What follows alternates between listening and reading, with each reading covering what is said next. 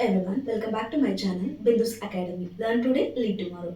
In our previous business studies class, we discussed about management is an art, science, and a profession. Today's class we discuss about coordination and its importance and its features. So let's know one by one. Each and every organization require coordination. Why we want to need coordination in our organization? As we know, business organization there are several departments are there. For example, production department, purchase department, sales department, marketing department, human resource management department, resources and development department, and work all these department their own style and their own objective and their own policies. Further, there are three levels of management: top level management and middle level management and lower level management. There are so many units and so many departments are there. So they have their own policies, their own objectives, own styles to achieving a common goal of an organization. Organisation ಅಲ್ಲಿರೋ ಪ್ರತಿಯೊಂದು unit, ಪ್ರತಿಯೊಂದು department, ಪ್ರತಿಯೊಂದು levels ಕೂಡ organisation ಅಲ್ಲಿರೋ common goal ನ achieve ಮಾಡೋದಕ್ಕೆ work ಮಾಡ್ಬೇಕಾಗುತ್ತಾ ಹೋಗುತ್ತೆ.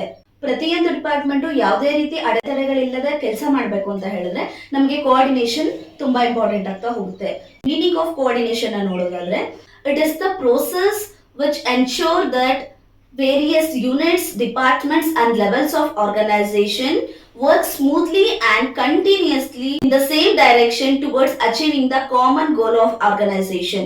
ಒಂದು ಆರ್ಗನೈಸೇಷನ್ ಅಲ್ಲಿರೋ departments, units and levels of management ಏನೇನೆಲ್ಲ ಇದೆ, ಸೊ ಸ್ಮೂತ್ ಆಗಿ ಒಂದೇ ಡೈರೆಕ್ಷನ್ ಅಲ್ಲಿ ಪ್ರಾಪರ್ ಆಗಿ ನಡ್ಕೊಂಡು ಹೋಗುವಂತದನ್ನ ನಾವೇನಂತ ಹೇಳ್ತೀವಿ, ಕೋಆರ್ಡಿನೇಷನ್ ಅಂತ ಹೇಳ್ತಾ ಹೋಗ್ತೀವಿ. Coordination is very essential for each and every organisation, whether it may be profit making organisation or non profit making organisation. For example, schools, colleges, banks, hospitals etcetera. ಎಲ್ಲ ಆರ್ಗನೈಸೇಷನ್ಗೂ ಕೂಡ ಕೋಆರ್ಡಿನೇಷನ್ ಅನ್ನೋದು ತುಂಬಾ ಇಂಪಾರ್ಟೆಂಟ್ ಆಗ್ತಾ ಹೋಗುತ್ತೆ, ಜೊತೆಗೆ ಅದು ತುಂಬಾ ಅವಶ್ಯಕವಾಗಿರುತ್ತೆ. For example, the main objective of production department is utilise their resources to manufacturing the products. Then the main objective of sales department is increase the sales.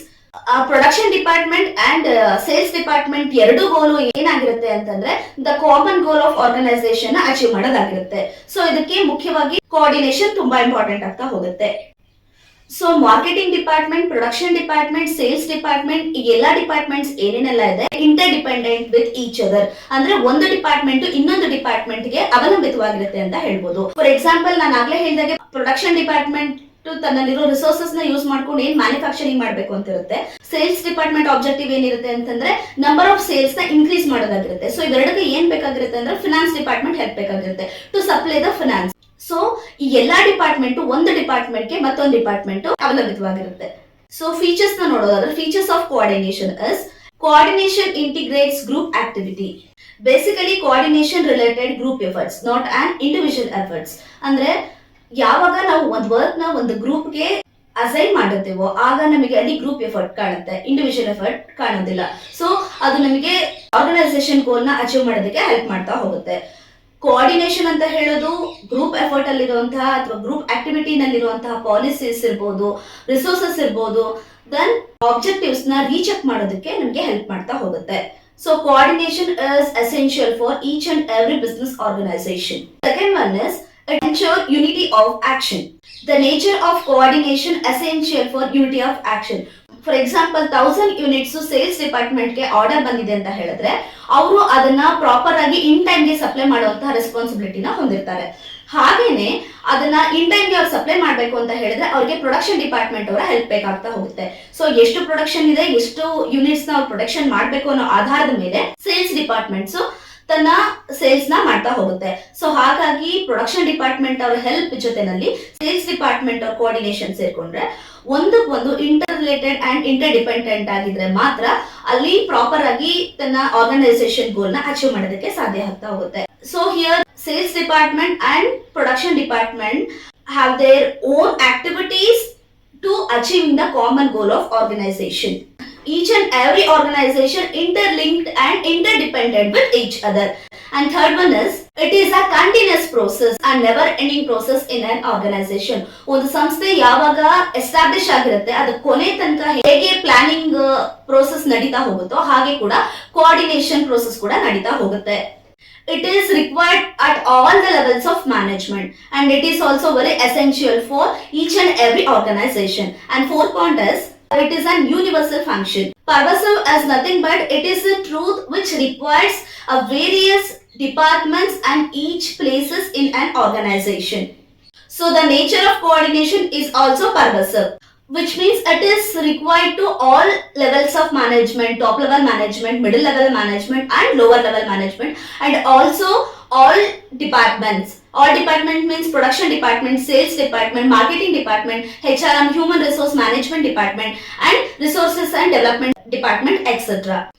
So it is a pervasive function. And fifth one is it is a responsibility to all the manager, and it is easy to apply all the levels of management, top level management, middle level management, and lower level management.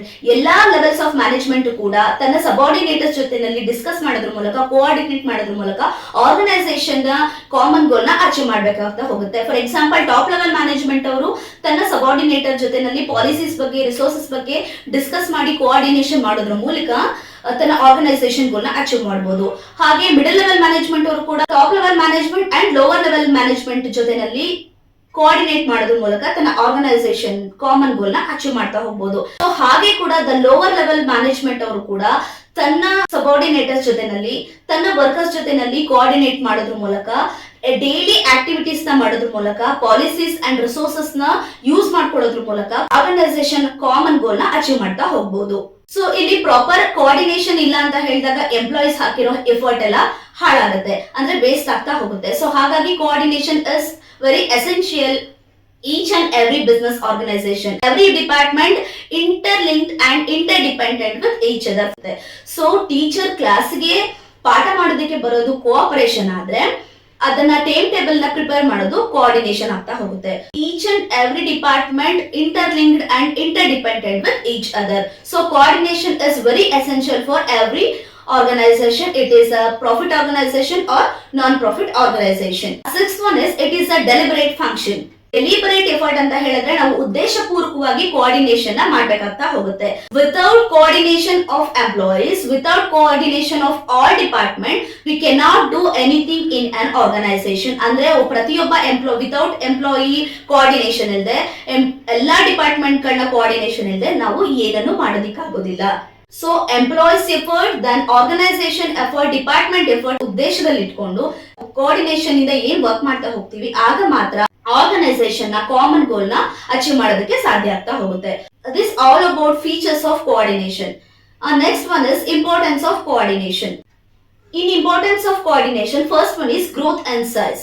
As organization grows, of number of employees appointed by the organization. ಒಂದು organisation grow ಆಗ್ತಾ ಹೋಗ್ತಾ ಇದೆ ಅಂತ ಹೇಳಿದ್ರೆ ಅಲ್ಲಿ number of employees ನ appoint ಮಾಡ್ಕೋಬೇಕಾಗ್ತಾ ಹೋಗುತ್ತೆ. ಆ ಕೋಆರ್ಡಿನೇಷನ್ ಇದ್ರೆ ಮಾತ್ರ ನಾವು ಗ್ರೂಪ್ ಗೋಲ್ ಆಗಿರ್ಬೋದು ಅಥವಾ ಇಂಡಿವಿಜುವಲ್ ಗೋಲ್ ಆಗಿರ್ಬೋದು ಸಕ್ಸಸ್ಫುಲ್ ಮಾಡ್ಲಿಕ್ಕೆ ಸಾಧ್ಯ ಆಗ್ತಾ ಹೋಗುತ್ತೆ. ಇಂಡಿವಿಜುವಲ್ ಗೋಲ್ ಅಂತ ಹೇಳಿದ್ರೆ ನಾನು ನಿಮ್ಗೆ ಪ್ರಿವಿಯಸ್ ಕ್ಲಾಸ್ ಅಲ್ಲೇ ಹೇಳಿರೋ ಹಾಗೆ ಹೈ ಸ್ಯಾಲರಿ ಎಕ್ಸ್ಪೆಕ್ಟ್ ಮಾಡೋದಾಗಿರ್ಬೋದು, and promotion, decision making process ಇರ್ಬೋದು, ಬೋನಸ್ ಇರ್ಬೋದು. ಸೊ ಈ ಎಲ್ಲಾ ಆಬ್ಜೆಕ್ಟಿವ್ಸ್ ನ personal objectives or individual objectives ನ ಫುಲ್ಫಿಲ್ ಮಾಡ್ತಾ ಹೋದಾಗೆ ಜೊತೆನಲ್ಲಿ ಆರ್ಗನೈಸೇಷನ್ ಆಬ್ಜೆಕ್ಟಿವ್ ಏನಿರುತ್ತೆ, ಪ್ರಾಫಿಟ್ ಮೇಕಿಂಗ್ ಇರುತ್ತೆ, ಅಂಡ್ ಲಾಂಗ್ ಟರ್ಮ್ ಸರ್ವೈವಲ್ ಆಗೋದಿರುತ್ತೆ, ಕಾಂಪಿಟೇಷನ್ ಗಳನ್ನ ಫೇಸ್ ಮಾಡೋದಾಗಿರ್ಬಹುದು, ಲಾಂಗ್ ಟರ್ಮ್ ಬೇಸಿಸ್ ಅಲ್ಲಿ ಆರ್ಗನೈಸೇಷನ್ ಸೊಸೈಟಿನಲ್ಲಿ ಉಳ್ಕೊಳ್ಳೋದಾಗಿರ್ಬಹುದು.